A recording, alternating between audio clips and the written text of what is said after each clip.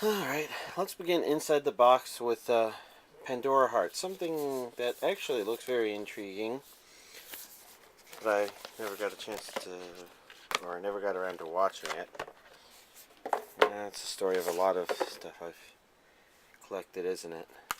And I bet that's the same thing I said the last time I showed this.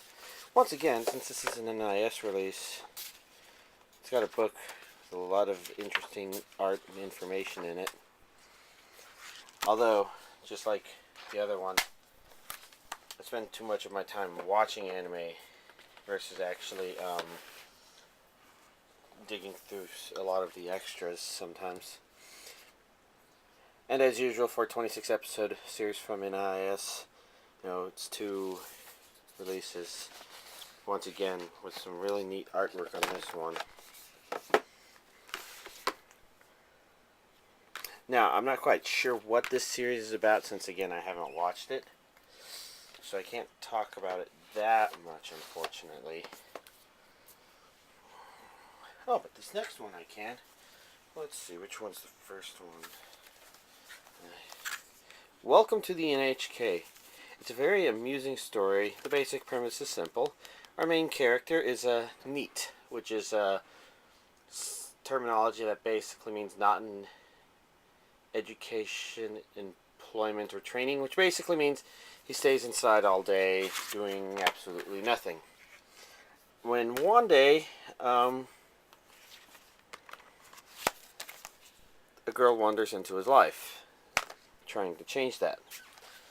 It's a comedy. Really well done, I think. Which may strike some chords in terms of otaku-ness, maybe. I don't know. In any case, it's a pretty good series. Next on the pile is Samurai Gun. I'll be honest, I don't remember exactly what it was about other than Samurai Gun being a samurai that uses a gun when swords are maybe phasing out. I don't know. I honestly just remember it seeming cheesy, silly, and I don't know.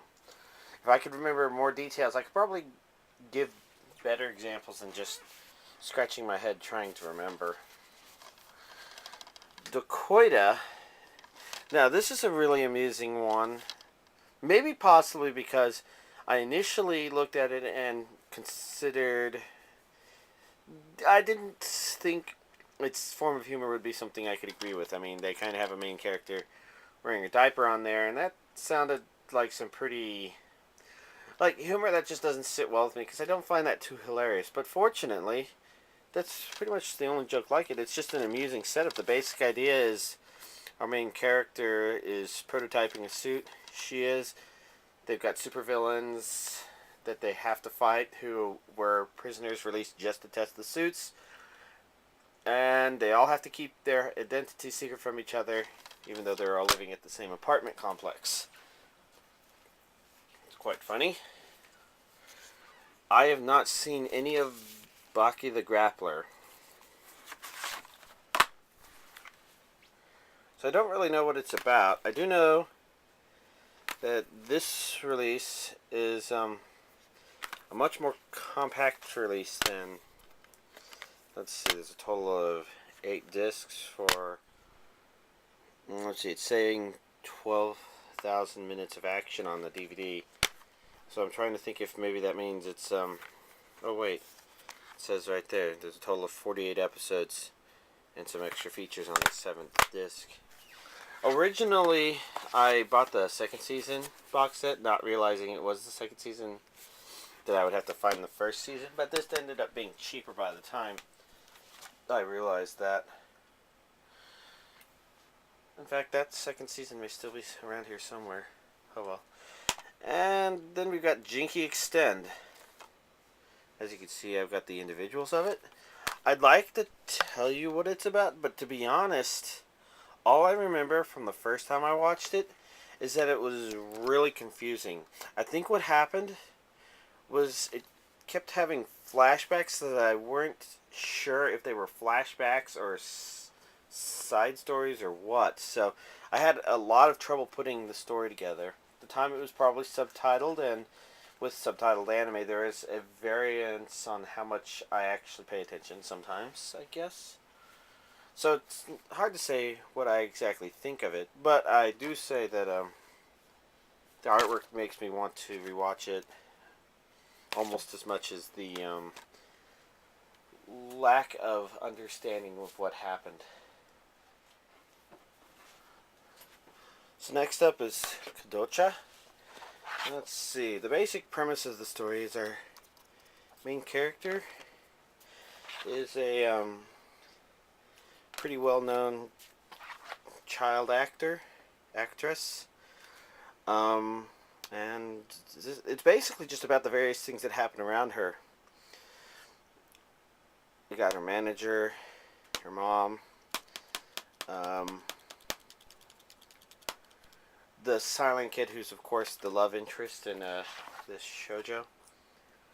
And for the most part, it's a pretty amusing series.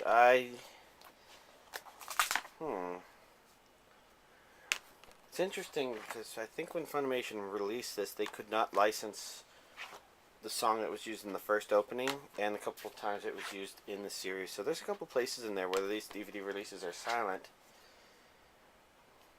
But I think I can respect the effort. I actually respect that more than the problem where I think this does not end the series. It ends at episode 51, and I think there's a bit more than that, maybe one more season. But oh well, I can't ask them to pull off miracles, and keeping me happy at their monetary expense is kind of a miracle, I guess. Now, we're going to finish up with Fullmetal Alchemist. This is the original Fullmetal Alchemist. The story is the same for both Fullmetal Alchemist and Fullmetal Alchemist Brotherhood. The Elric brothers performed a forbidden alchemic experiment that rendered them in their current state, but they are young, gifted alchemists who are trying to search for a way to restore their bodies. The first one, Fullmetal Alchemist, was made before the manga was complete and takes a wild turn. I guess I don't want to say exactly when, but it's a 13 DVD release here. And you follow that up with the movie The Conqueror of Shambhala and Fullmetal Alchemist Premium OVA Collection, which, as I mentioned at one point, was advertised a lot. So basically, what this story kind of does with the manga is it takes an approach of people kind of dealing with sins, the consequences of their actions, stuff like that. The basic idea is the Elric brothers did something unforgivable, and there's consequences that they and everybody else who has done similar things have to deal with, pretty much. I guess I don't want to go into too much more detail there. And the truth of the matter is it creates a very... I don't know. The atmosphere is definitely different. And I really like that atmosphere set up in the first one. But so far, Brotherhood has been better. Where it basically, instead, is more about alchemy, actually. Which feels a lot more realistic. I mean, it initially, the story is very, very similar to what happened in the first one. And look, it comes with postcards.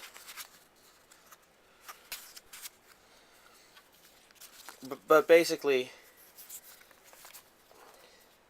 they live in a far more mysterious world than the other one. Now, I can't go into too much details there, of course, because it's way too easy to spoil things. But let's see. This has not all come out on DVD yet. Maybe there's one more DVD release? I'm not exactly sure. Because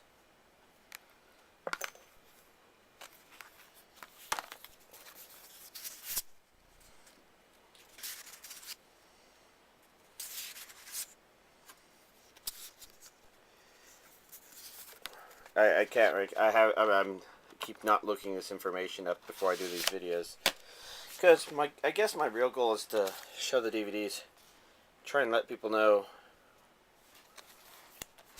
what these series are about.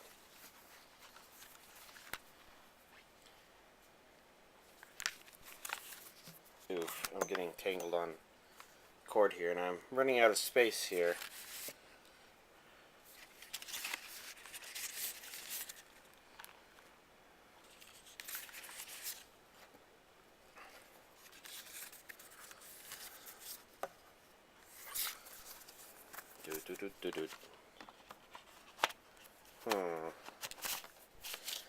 And then let's see. We've got this. This is the fourth part, which is the latest to have been released.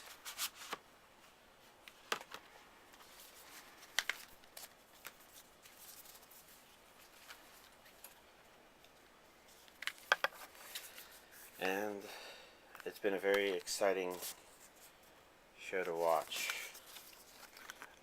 A part of me wants to say even more exciting than the first one. And I remember when that came out and I was excited. But I guess the major difference is, you know, watching that one as it came out was awesome. This one is so awesome that I kind of want to rewatch it as it goes. In any case, as you can see, there's a lot that's been released in Fullmetal Alchemist. Anyways, that's the last thing I'm showing in Inside the Box. It's not the last thing I was requested to show, but the other things ended up being big and nebulous, the kind of thing I don't want to be digging up and looking at 2 in the morning because it's pretty late. But, well, I'm under a situation where I might actually feel like I have time tomorrow or something to record an Inside the Box continued or something like that. We'll see how that goes, but Fullmetal Alchemist is ending it, and I'll look into some of the other things I was asked to show tomorrow. Maybe.